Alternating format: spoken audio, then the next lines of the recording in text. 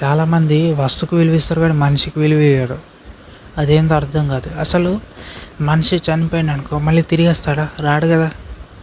మరి మనిషికి విలువ ఇవ్వాలా, వస్తువుకి ఏంది వస్తువు? మనిషి చనిపోయినాక మళ్ళీ తిరిగి రాడు ఎప్పటికీ. ఒక్కసారి చనిపోతే రాడిగా. వస్తువు ఖరాబ్ అయినా, ఇరిగిపోయినా, పాడైపోయినా ఏమైనా సంపాదించుకొని, డబ్బులు సంపాదించుకొని దాని తర్వాత మళ్ళీ ఆ వస్తువు కొనుక్కోవచ్చు. చాలామంది వస్తువులకి విలువ ఇచ్చి ఇంట్లో తల్లిదండ్రులు చూసుకోలేకపోతున్నారు చాలామంది. అండ్ ఇప్పుడు బయట ఎవరైనా వస్తువుకు విలువ ఇస్తారు కానీ మనిషికి విలువ ఇస్తలేరు. ఎందుకంటే మనిషికి వాల్యూ లేదు. ఎప్పుడైతే మనిషి దగ్గర డబ్బు ఉంటుందో అప్పుడే మనిషికి వాల్యూ ఉంటుంది. అండ్ ఇంట్లో కూడా తల్లిదండ్రులకి చాలామంది నేను చూసిన వాళ్ళు తల్లిదండ్రులు ఇంట్లో ఏదైనా వాళ్ళకి తల్లిదండ్రులకి అమాయకులు కాబట్టి వాళ్ళకి ఏం తెలియదు. ఇప్పుడు ఎప్పుడైతే ఒక కొడుకు లేకపోతే కూతురు ఒక మంచి వస్తువు కొనుకొచ్చుకున్నప్పుడు తల్లిదండ్రులకు తెలియదు దాన్ని ఎట్లా యూజ్ చేయాలో తెలియదు కాబట్టి బై మిస్టేక్ అది ఒకటి పాడవుతుంది. పాడైనప్పుడు అరే మీకు యంగ్ ఏజ్ ఉన్నది, మీరు పని చేసుకొని మళ్ళీ సంపాదించుకొని దాన్ని మంచిగా చేసుకోగలుగుతారు. కానీ మీ తల్లిదండ్రులని తిట్టి వాళ్ళని బాధ పెట్టి వాళ్ళు చనిపోయాక బాధపడే బదులు మీరు తిట్ల వల్లనే వాళ్ళకి ఎఫెక్ట్ అవుతుంది. చెప్పురి నాన్న ఇది ఇట్లా వాడాలనే, లేకుంటే అమ్మ ఇది ఇట్లా వాడాలా, ఇట్లా కాదు ఇట్లా వాడాలా, సో ఇది ఇట్లా ఉంటుంది ఎక్స్ప్లెయిన్ చెయ్యు. అంతేగాని వస్తువులకు విలువ ఎందుకు ఇస్తారు నాకు అర్థమవుతలేదు. వస్తువు ఇప్పుడు పోయినా మళ్ళీ తీసుకొచ్చుకోవచ్చు. అదే మీ తల్లిదండ్రులు నీకు లేకపోతే వాళ్ళు చనిపోయారు అనుకో వాళ్ళు వస్తారు మళ్ళీ.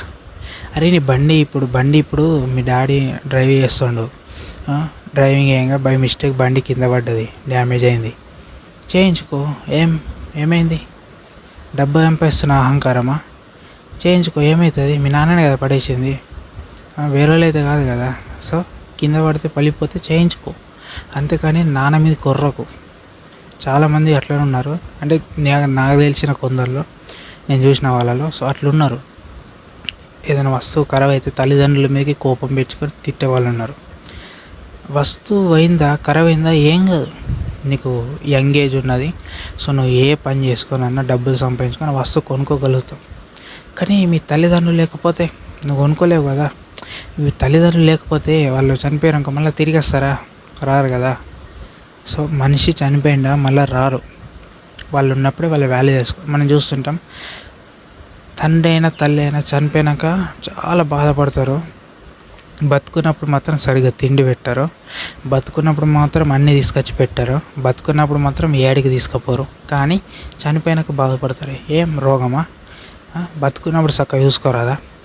బతుకున్నప్పుడు తల్లిదండ్రులు తిడతారు, అంటారు, అన్నీ అంటారు, చిరాకు పట్టేటట్టు చేస్తారు. కానీ ఉంటుంది, కోపం ఉంటుంది. కానీ నువ్వు అన్నీ అర్థం చేసుకోవాలి. వాళ్ళు ఫ్రస్ట్రేషన్లు ఉన్నారు, అర్థం చేసుకొని వాళ్ళని అర్థం చేసుకొని నువ్వు మంచి మంచి బయట ప్లేస్కి తీసుకుపో కదా. ఏమవుతుంది?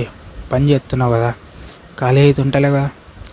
అరే చాలామంది అబ్బా మా తల్లిదండ్రులు నాకేం వదిలేరు, నాకేం పెట్టలేరు, ఏం పెట్టలేరు, అండ్ నాకేం ఖర్చు పెడతలేరు, మా నాన్నకి అమ్మకి గింత నా మాస్తున్నది, నాకేం పెడతలేరు, ఏం చేస్తలేరు అని చక్కగా చూసుకుంటలేరు. అంటే వాళ్ళు సంపాదించారు, వాళ్ళు సంపాదించి పెట్టిరు. ఎప్పుడు నీకు ఏదైనా ప్రాబ్లం క్రియేట్ అయినప్పుడు యూజ్ అవుతుంది. నువ్వేం చేయాలా? నీకంటూ సొంతంగా నువ్వు పని చేసుకొని సంపాదించుకోవాలి. సంపాదించుకునేటప్పుడు నీ ఖర్చులకైతే, ఇంట్లోకైతే. మీ తల్లిదండ్రులు సంపాదించిన ఆస్తులు, భూములు ఉంటాయి కూడా, అవి ఎప్పటికైనా నీకు మ్యారేజ్ చేసినప్పుడు, లేకుంటే ఏదైనా పెద్ద ప్రాబ్లం క్రియేట్ అయినప్పుడు, లేకుంటే ఇంట్లో వాళ్ళకి ఏదైనా హాస్పిటల్ చేర్చినప్పుడు, అధిక హాస్పిటల్ బిల్లు ఎక్కువ అయినప్పుడు, అప్పుడు ఆ భూమాన్ని అమ్మి లేకుంటే ప్లాట్ అని అమ్మి అప్పుడు ఆ డబ్బులు యూజ్ అవుతాయని, నీకైనా ఇప్పుడు నీ పిల్లలకైనా యూజ్ అవుతాయని వాళ్ళు ఏం చేస్తారు? కొని పెడతారు.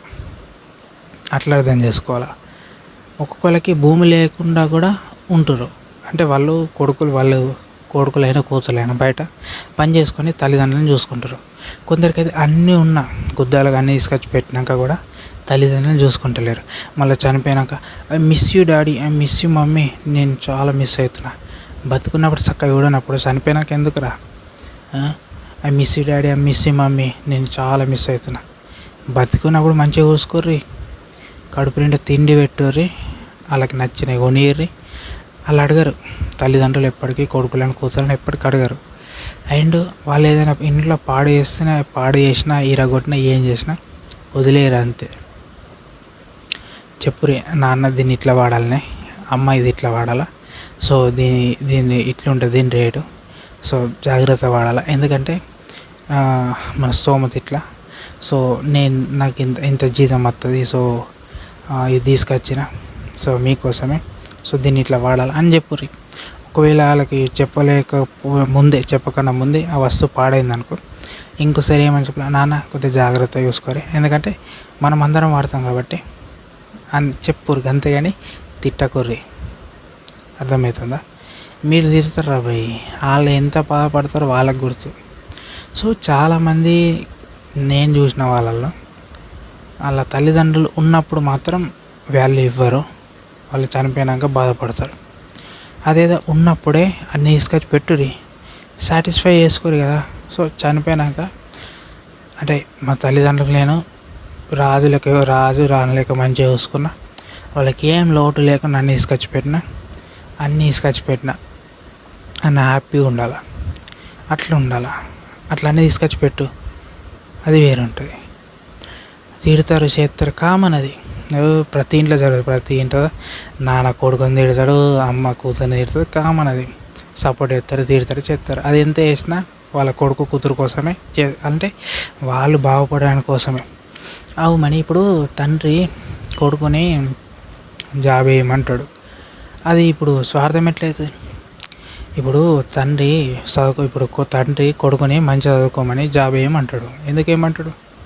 ఫ్యూచర్లో వాడు మంచిగా ఉంటుంది, వాడు కాలం మీద వాడు నిలబడి పని చేసుకొని వచ్చే డబ్బులతోటి హాయిగా మంచిగా ఉండొచ్చు అని తిట్టుతాడు. కష్టపడమంటాడు, పని చేయమంటాడు. నువ్వు జాబ్ తెచ్చినాక ఏం చేయమంటాడు అట్లా, ఎందుకంటే వాళ్ళు కష్టపడ్డారు. నీకంటే ఇప్పుడు కడుపు నిండా దొరుకుతుంది, వాళ్ళ స్టేజ్లో ఉన్నప్పుడు వాళ్ళ తల్లిదండ్రులు సరిగ్గా పెట్టలేరు. అసలు నువ్వేం చేయాలా? మా నాన్నకి వాళ్ళ నాన్న వాళ్ళు సరిగ్గా పెట్టలేరు కాబట్టి నేను అన్నీ తీసుకొచ్చి పెడతా అన్నట్టు ఉండాలి. అంతేగాని మా నాన్న అది ఇరగొట్టిండు, మా అమ్మ ఇది ఇరగొట్టింది, మా నాన్న బండి ఎత్తేసిండు, ఇది కరెక్ట్ కాదు. వస్తువు విలువ ఇవ్వకండి, మనిషికి విలువ ఇర్రి. అర్థమవుతుందా? చాలామంది అడ్డమైనట్టు మాట్లాడతారు తల్లిదండ్రుల మీదకి.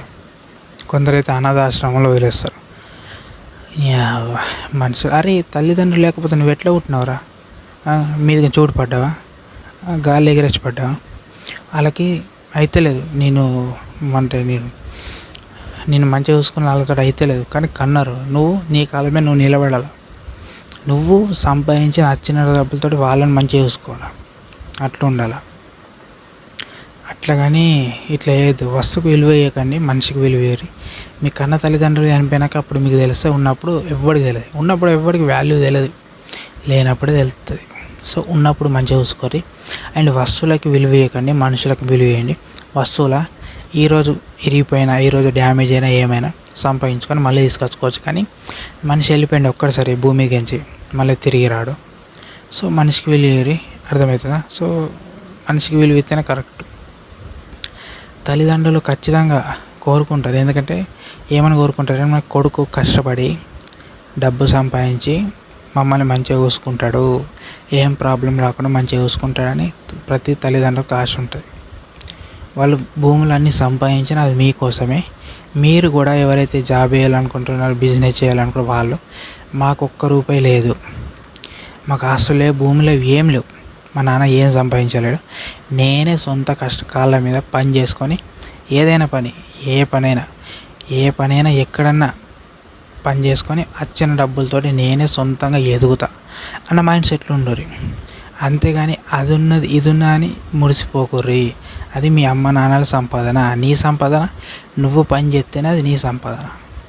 అండ్ నువ్వు సంపాదించినా కూడా నీకు పొగరు ఉండద్దు. అర్థమవుతుందా? నువ్వెంత సంపాదించినా పొగరు ఉండద్దు. అరే నీవంత బలుపు అంత అయితే బయటకు పెట్టుకో, తల్లిదండ్రుల మీద కాదు. తిట్టని కదా, కొట్టని, ఏమైంది? వాళ్ళకి సతా ఉన్నది, నేను తిట్టే హక్కు ఉన్నది, కొట్టే హక్కు ఉన్నది.